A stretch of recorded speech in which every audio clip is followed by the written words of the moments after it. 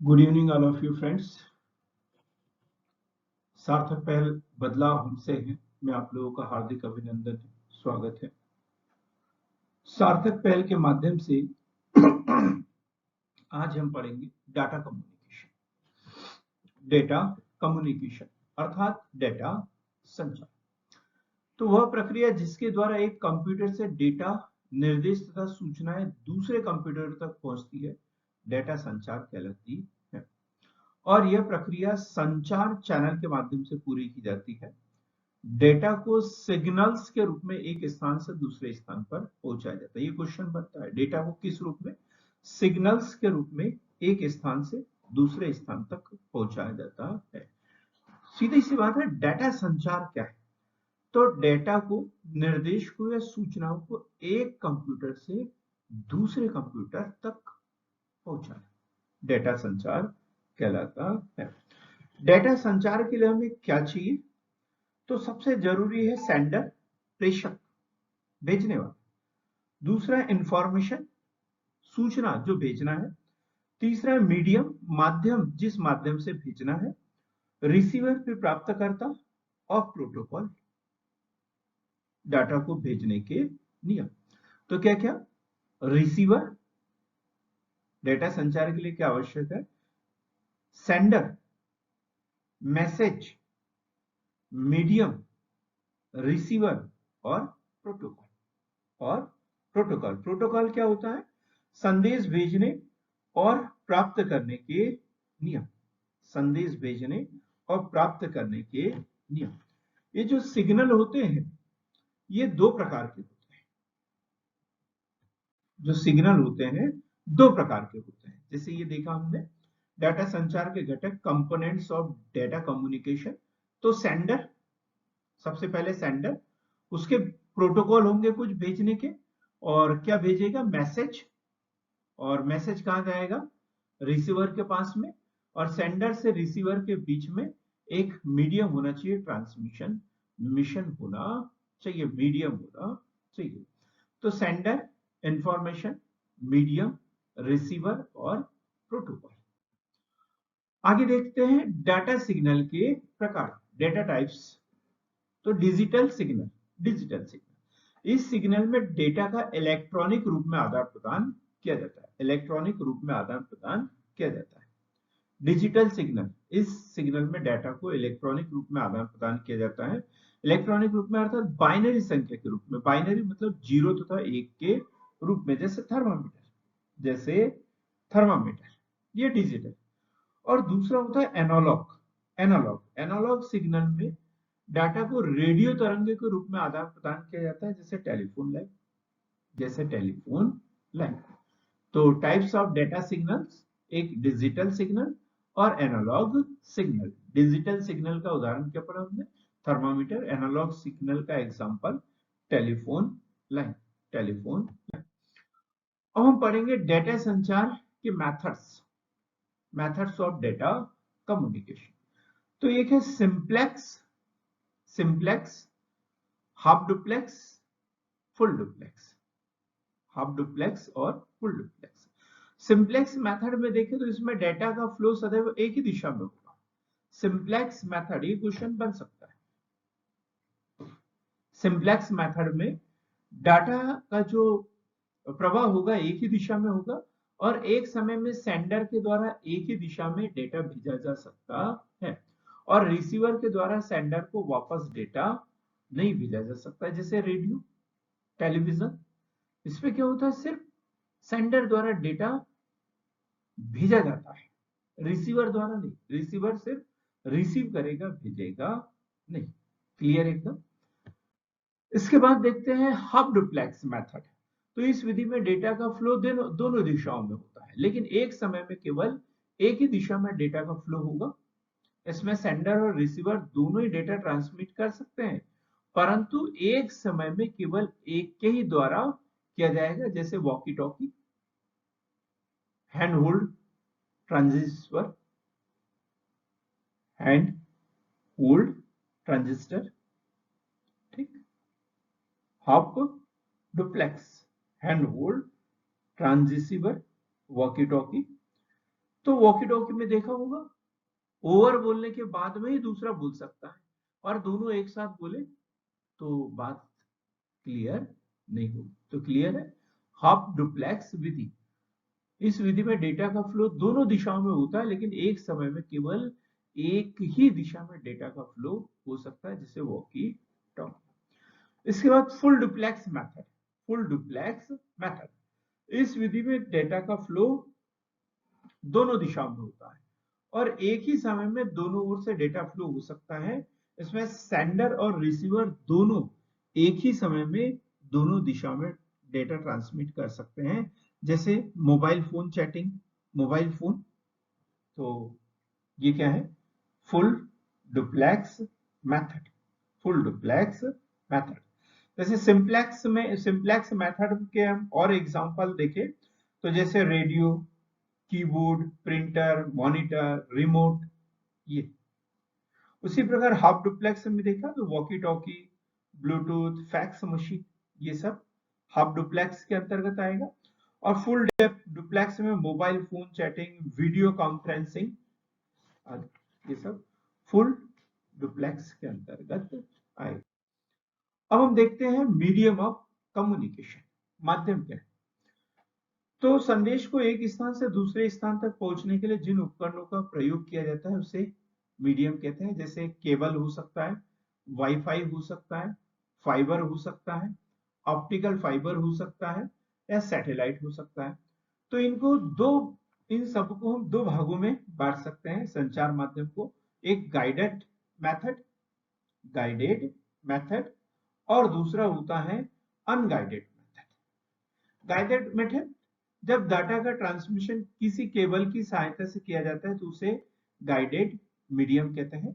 ये cable copper, tin, aluminium या silver के बने हो सकते हैं, जैसे कोएक्सियल केबल। आगे हम देखेंगे कोएक्सियल केबल क्या है।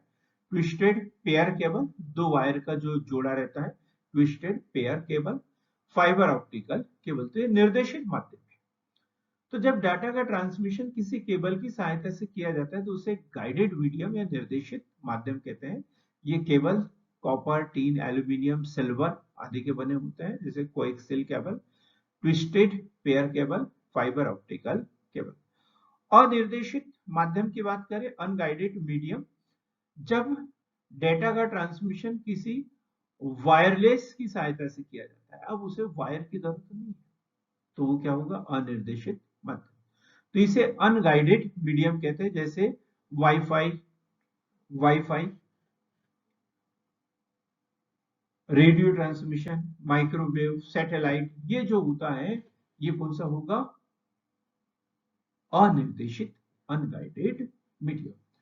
तो निर्देशित मीडियम में क्या क्या, twisted cable wire, fibre optical cable, coaxial cable का उपयोग किया जाता है।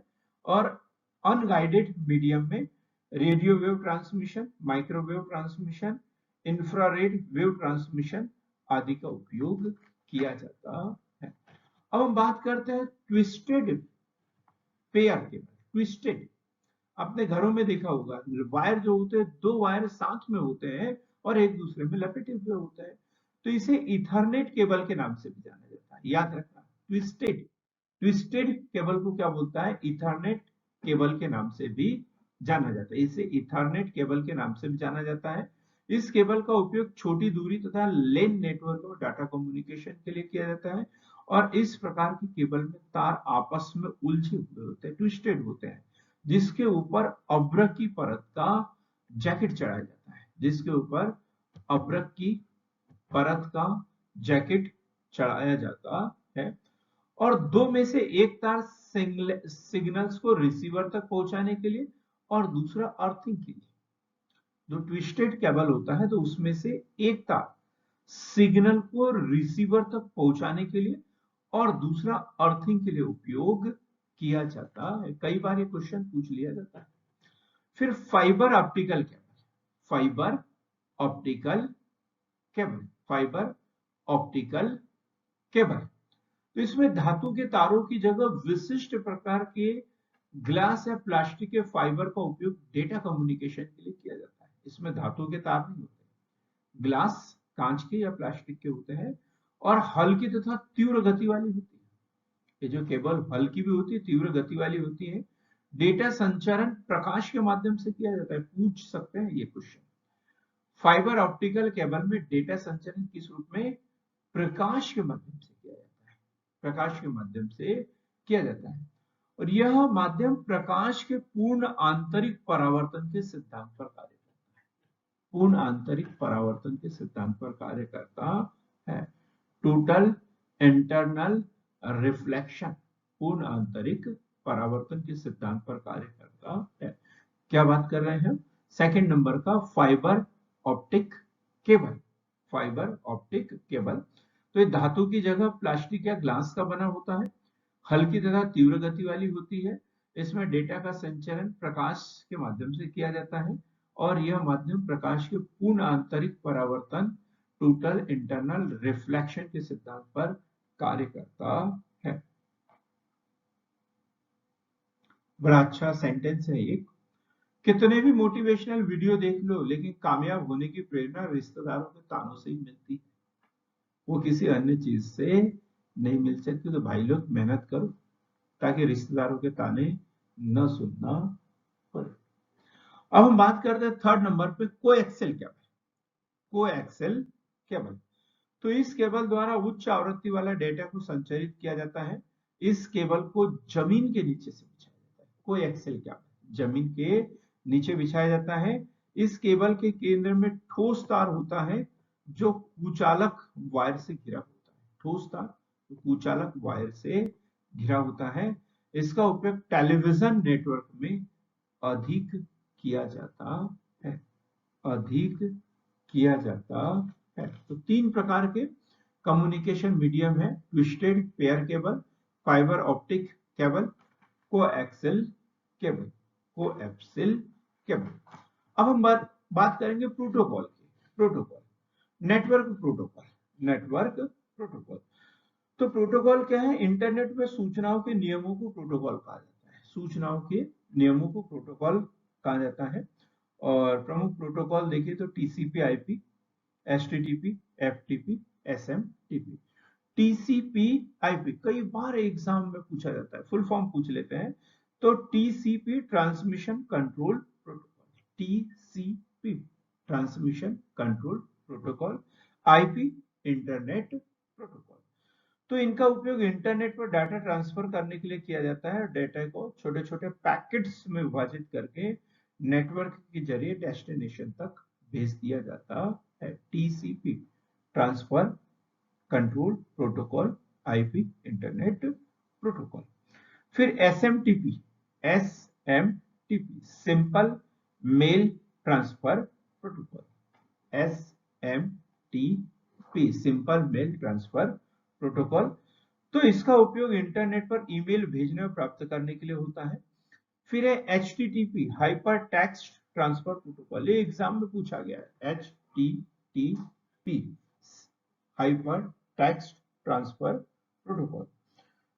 तो यह क्लाइंट और सर्वर के बीच कनेक्शन स्थापित करता है। वर्ल्ड वाइड वेब पर डॉक्यूमेंट एक्सचेंज करने के काम आता है। www वर्ल्ड वाइड वेब पर डॉक्यूमेंट एक्सचेंज करने के काम आता है। FTP, FTP file transfer protocol, FTP file transfer protocol. तो इसका उपयोग कंप्यूटर तथा सर्वर के बीच फाइल, डाटा, टेक्स्ट, ग्राफ आदि को ट्रांसफर करने के लिए किया जाता है।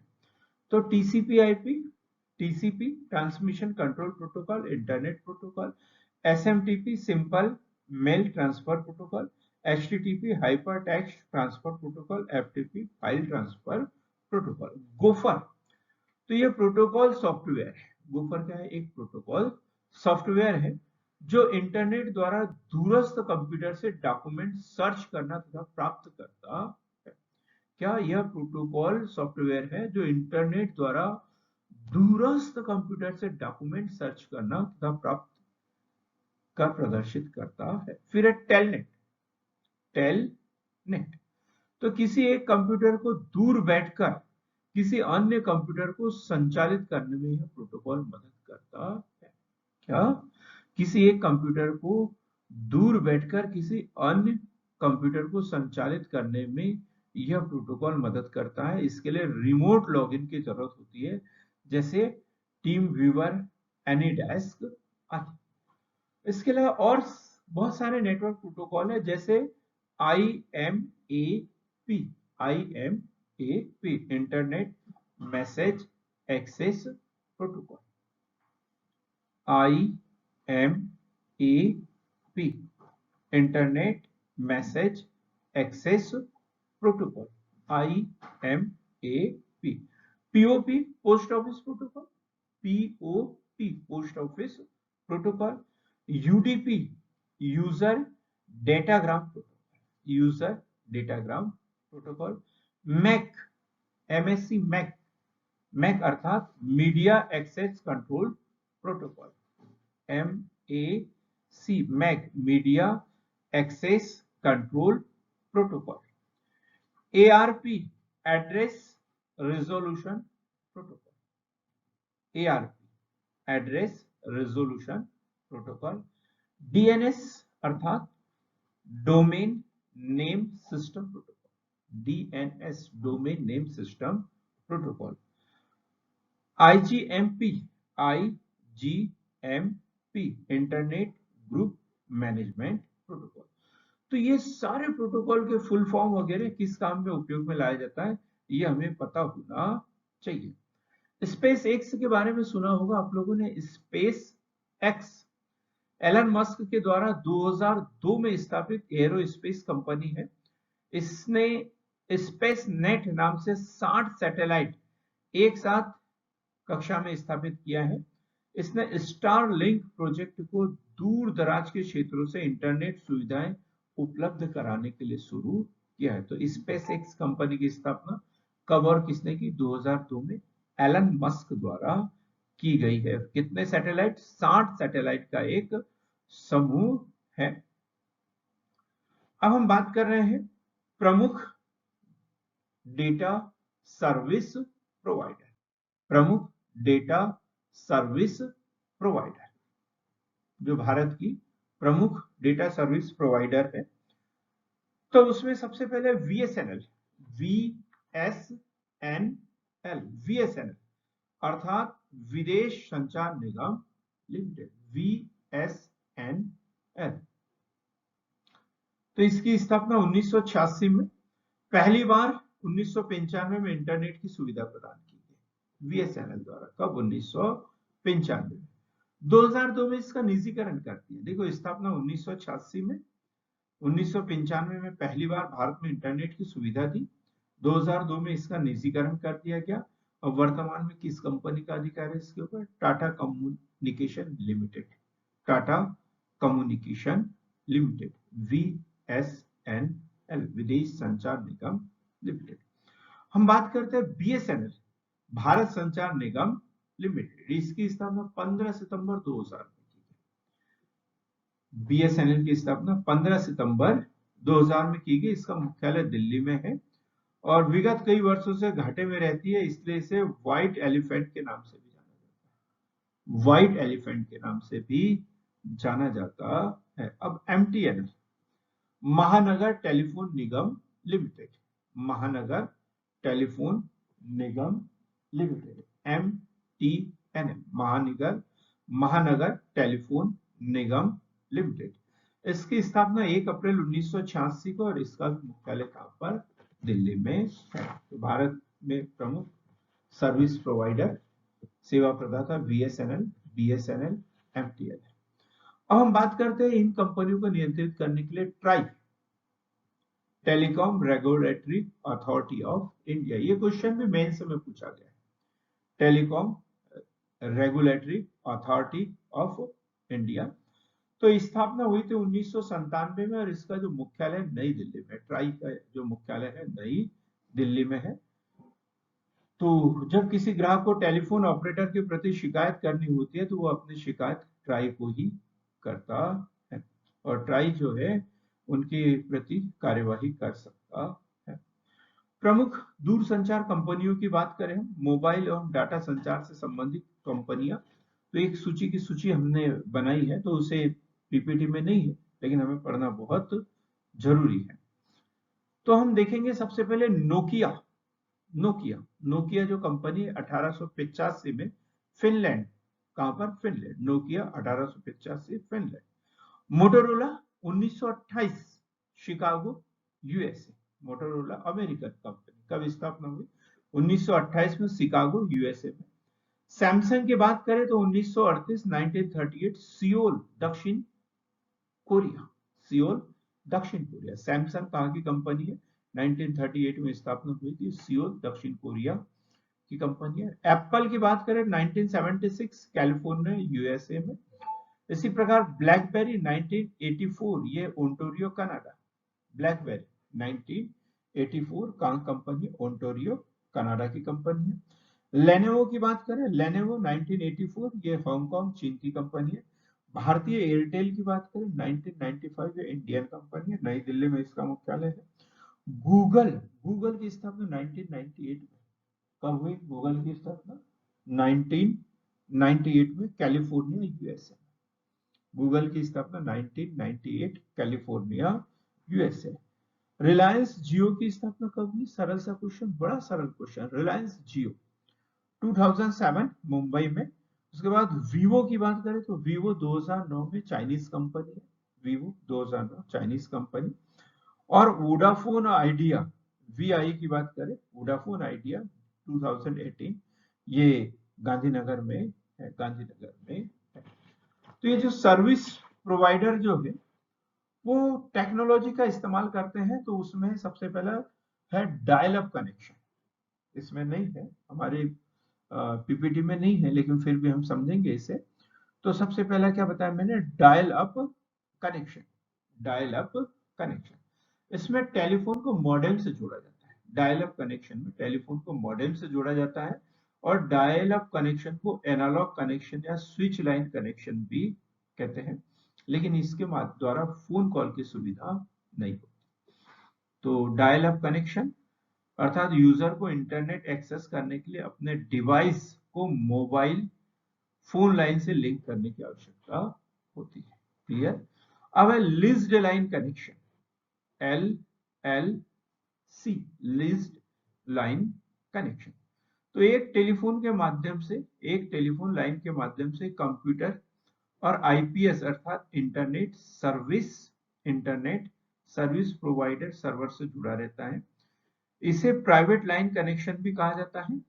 इस कनेक्शन में डाटा इंटरनेट की जो स्पीड है वो स्थिर रहती है।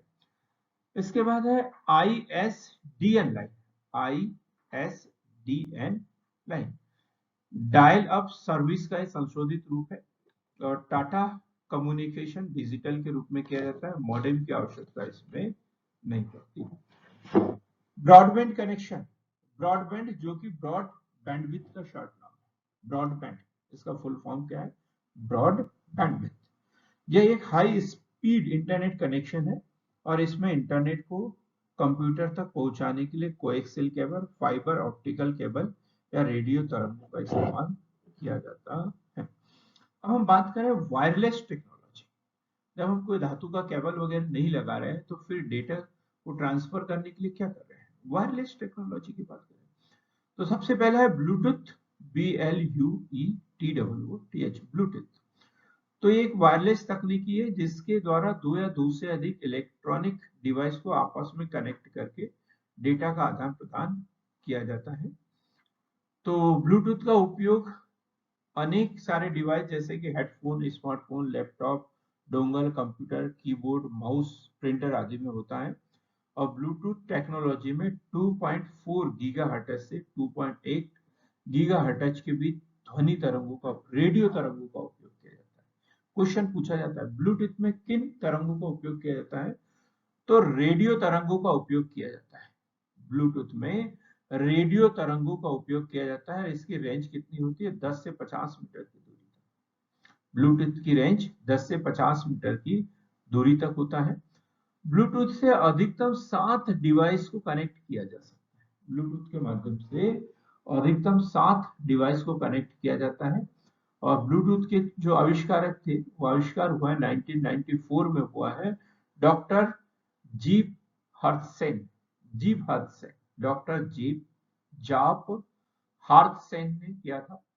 डेनमार्क के राजा हेराल्ड ब्लूटूथ के नाम पर इस डिवाइस का नामकरण किया है।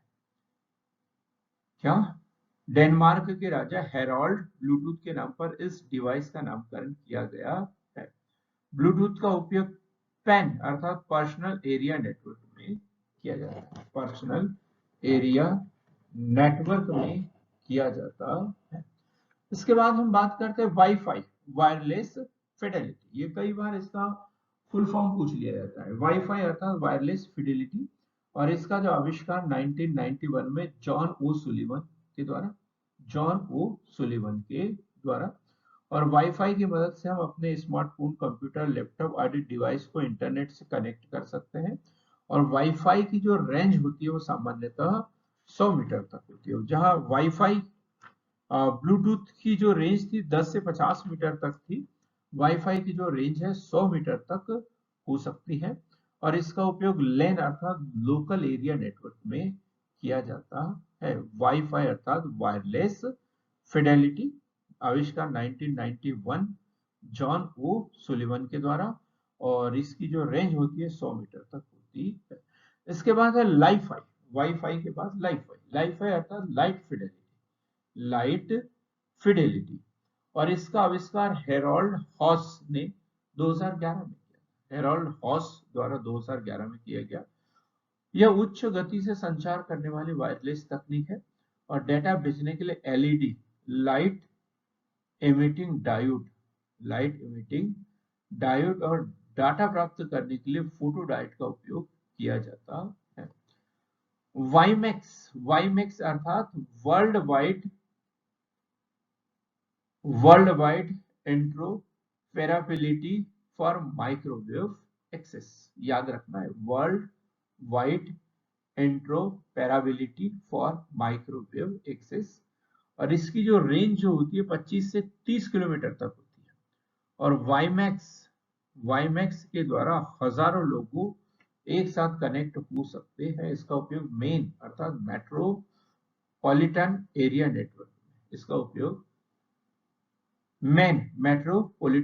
नेटवर्क में किया जाता है। बात करें हॉटस्पॉट, इसे वायरलेस एक्सेस पॉइंट तकनीक भी कहा जाता है। हॉटस्पॉट एक फिजिकल लोकेशन होता है जिसके भीतर आप इंटरनेट को 30 से 60 फीट तक एक्सेस कर सकते हैं। जीएसएम, इसके बाद हम पढ़ेंगे GSM, global system for mobile.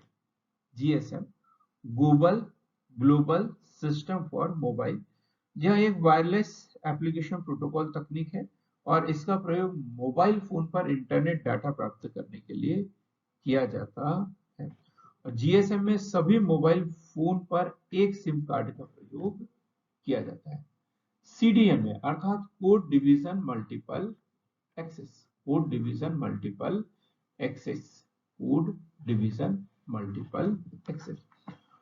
अब हम चलते चलते बात करते हैं इंटरनेट की पीढ़ियों की बात करते हैं। तो फर्स्ट जनरेशन शुरुआत हुई है 1980 यूएसए में। सेकंड जनरेशन की शुरुआत हुई है 1990 के दशक में फिनलैंड में। थर्ड जनरेशन की शुरुआत हुई है 2000 में जापान में। फोर्थ जनरेशन 2010 दक्षिण कोरिया, और 5G की शुरुआत हुई है 2020 दक्षिण कोरिया। तो हम फर्स्ट जनरेशन की बात करें तो 1980 यूएसए में डाटा ट्रांसफर गति जो थी 2.4 किलोबाइट पर सेकंड एनालॉग सिग्नल पर आधारित थी। इसके बाद हम देखते हैं 2G अर्थात सेकंड जनरेशन, शुरुआत 1990 में फिनलैंड से हुई। डाटा ट्रांसफर गति जो थी 24 किलोबाइट पर सेकंड, और डिजिटल सिग्नल तकनीक पर आधारित इस फोन से SMS, MMS, call hold, camera, mail जैसी सुविधाएं प्राप्त की जा सकती हैं। इसके बाद हम देखते हैं 3G थर्ड जनरेशन की शुरुआत हुई है 2000 के दशक में, जापान से हुई है। डाटा ट्रांसफर गति जो है 2 एमबीपीएस। फोन में heavy games, video downloading, picture sharing, data plan, video calling feature जैसी सुविधाएं प्रदान की जाती है। इन्हें स्मार्टफोन भी कहा जाता है। फोर्थ जनरेशन की बात करें तो 2010 दक्षिण कोरिया में ट्रांसफर गति जो है 100 मेगाबाइट पर सेकंड। इसमें HD video conferencing, 3D virtual reality, mobile web access की सुविधाएं होती है। और जो सबसे महत्वपूर्ण है और वो है जो सबसे महत्वपूर्ण है वो है फिफ्थ जनरेशन। इसकी शुरुआत जो हुई है 2020 में दक्षिण कोरिया से हुई है। डाटा ट्रांसफर गति जो है 1 GB पर सेकंड से अधिक, फोन से अधिक बैटरी बैकअप, अधिक सुरक्षा, internet of things, voice assistant, 4K video आदि में सुधार के साथ सुविधाएं प्रदान की जाती है। तो मित्रों, इस तरीके से हमने आज बड़ा अच्छा टॉपिक कवर करने की कोशिश की है, मीडियम ऑफ कम्युनिकेशन अर्थात संचार के माध्यम। तो इसी तरीके से सार्थक पहल के साथ बने रहिए। हमारे मोबाइल नंबर पर संपर्क करें यदि किसी को कुछ पूछना हो तो। सार्थक पहल बैतूल में स्थित एक ऐसा संस्थान है जो मध्य प्रदेश लोक सेवाएं, प्रारंभिक परीक्षा, मुख्य परीक्षा, साक्षात्कार आदि एवं अन्य प्रतियोगिता परीक्षाओं की तैयारी निःशुल्क बिना फीस के ऑनलाइन ऑफलाइन मोड में कराता है। सार्थक पहल के साथ जुड़ने के लिए बहुत बहुत धन्यवाद।